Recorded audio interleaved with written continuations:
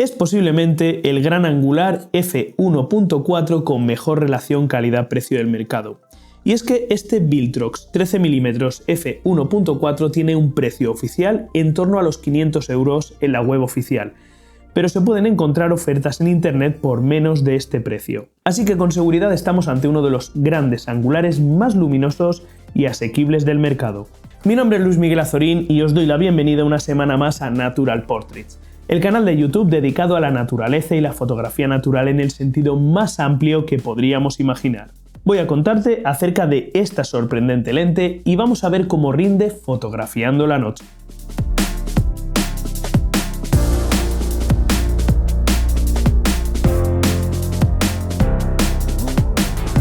Recuerdo cuando compré mi primer gran angular, un Tokina 11-16 f2.8 que he estado utilizando hasta ahora, con un adaptador para Sony. Esa lente me ha permitido realizar fotografías como estas.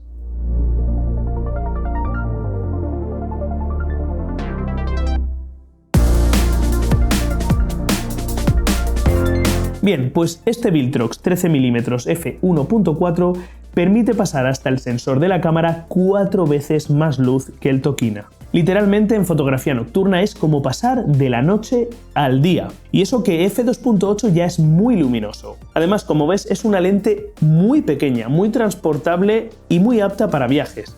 Como los viajes que tenemos programados para este 2025. Desierto de Atacama y Salar de Uyuni del 20 al 30 de abril. Y la isla de La Palma del 24 al 31 de mayo. Viajes de los que tienes toda la información en la descripción de este vídeo y en el primer comentario. Y viajes en los que me acompañará este pequeño Viltrox fotografiando algunos de los mejores cielos nocturnos del mundo. Bien, vamos a ver las características de esta lente. Se trata de una lente de unos 400 gramos de peso totalmente fabricada en metal. De hecho, incluso me da la impresión de que el parasol también está fabricado en algún material metálico, probablemente aluminio. Bueno, el caso es que el tacto no es para nada plasticoso y da la sensación de tener entre manos una lente de calidad. Exteriormente el objetivo es muy minimalista. Tenemos una rosca para filtros de 67 mm y una lente principal con un tamaño muy contenido. Este fue uno de los motivos para decantarme por él, y es que además de ser una lente increíblemente luminosa, podemos utilizarla sin problemas con filtros fotográficos redondos y con cualquier sistema de filtros cuadrados de 100 mm, el tipo de filtros que yo utilizo cuando hago fotografía de paisaje. El objetivo es autofocus, pero tenemos evidentemente un anillo de enfoque que se mueve súper suave y tenemos también un anillo de diafragmas que va desde f1.4 hasta f16. Como te digo, el objetivo es electrónico, es un objetivo autofoco. Sin embargo, tenemos este anillo de diafragmas manual, sin clics y muy orientado al mundo de la videografía. Tenemos también una posición A en la que podremos controlar el diafragma desde el cuerpo de la cámara. Por el otro lado del objetivo, en la montura del objetivo encontramos una zona destinada a colocar filtros internos. Y poco más. Como digo, se trata de un objetivo realmente muy minimalista y con muy buena pinta en el entorno de los 500 €. Podemos encontrarlo, por cierto, en montura Fuji, montura Nikon Z y este que tengo aquí, que es el Sony E. Pero, ¿cómo rinde realmente en fotografía nocturna, que es donde podremos exprimir al máximo esa apertura f1.4? Pues vamos a comprobarlo. Pues para hacer este test de este Viltrox 13mm f1.4 nos hemos venido hasta esta localización. Una localización que, por cierto, tienes dentro del curso de fotografía nocturna de la Academia Natural Portraits. Un curso en el que te enseño todas las técnicas que yo suelo aplicar en mis sesiones de fotografía nocturna, técnicas de iluminación, fotografía de estrellas, fotografía de Vía Láctea, el arco de la Vía Láctea. Así que si quieres aprender todo lo que yo sé sobre fotografía nocturna, te recomiendo que le eches un vistazo. En este caso vamos a realizar una sesión de fotografía nocturna, sobre todo para revisar cómo rinde esta lente en este tipo de situaciones, con elementos grandes como este que tenemos aquí, con algunas estrellas, con algunas nubes en el cielo, ver la nitidez, sobre todo, que nos ofrece a su máxima apertura, f1.4, y ver cómo se comporta con las estrellas. Así que vamos allá. Ahora mismo tengo encuadrado este pórtico grande aquí delante y tengo en la parte izquierda del pórtico la constelación de Orión con algunas estrellas brillantes. Además, he colocado un flash que apunta directamente hacia el pórtico y que encenderé durante la exposición para conseguir iluminar el pórtico y poder visualizar la textura del pórtico y ver realmente la nitidez que nos ofrece esta lente. Así que voy a apagar el flash y lanzamos la foto. Y encendemos el flash. Bien, pues aquí tenemos la foto, vamos a revisarla.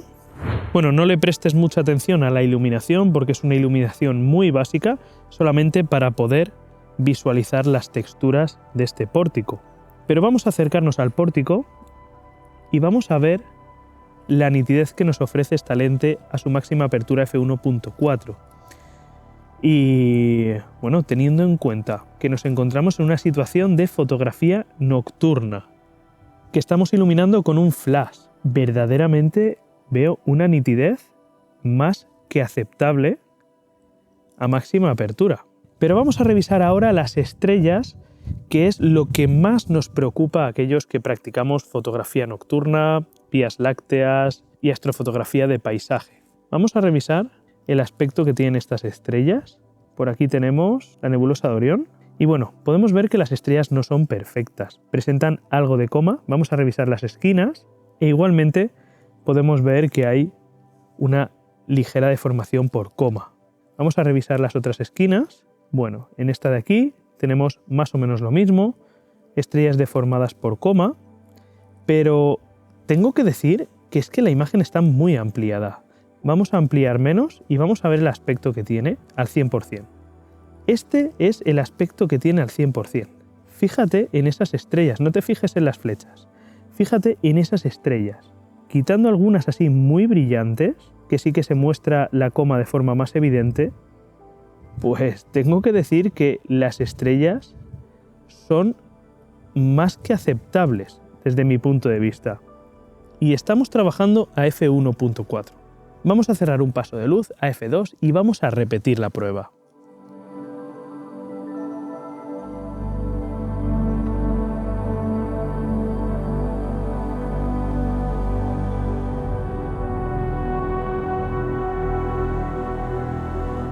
Bien, pues aquí tenemos esta segunda prueba. He cerrado diafragma a f2 y he subido un paso en la sensibilidad ISO para tener más o menos la misma exposición. Vamos a irnos directamente a las estrellas. Bueno, ahora yo creo que tienen mucho mejor aspecto. Fíjate cómo se aprecia la forma de la nebulosa de Orión. Sigue apreciándose algo de coma, pero pasa prácticamente inadvertida. Bueno, tenemos algunas estrellas muy brillantes en las que sí que es más evidente esa deformación, pero en general el aspecto de las estrellas es muy correcto a apertura f2 y fíjate la nitidez que tenemos ahora en la estructura del edificio. La verdad es que es increíble cómo rinde esta lente, simplemente increíble. Pues como acabamos de ver, esta lente a f2 nos da una magnífica definición con estrellas pequeñitas, puntuales, todavía con algo de coma en las estrellas, pero una coma que desde mi punto de vista pasa totalmente inadvertida y es perfectamente asumible. De hecho, yo considero que esta lente es perfectamente utilizable a f1.4, un auténtico tragaluz para practicar fotografía nocturna en entornos oscuros donde podamos capturar la máxima cantidad de detalles de, por ejemplo, la Vía Láctea. De hecho, esta lente gran angular es la que se va a venir conmigo en los viajes astrofotográficos que tengo en los próximos meses. Desierto de Atacama y Salar de Uyuni, los mejores cielos nocturnos del mundo, e Isla de la Palma en mayo, el mejor cielo nocturno del hemisferio norte, donde ya estuve el año pasado con un grupo de gente y donde vuelvo este año para capturar estos cielos prístinos, pero en este caso con un auténtico tragaluz de gran angular. Y hecha esta pequeña revisión de esta lente, aprovecho que estoy en esta localización para ver si sale alguna nocturna interesante. Vamos a por ello.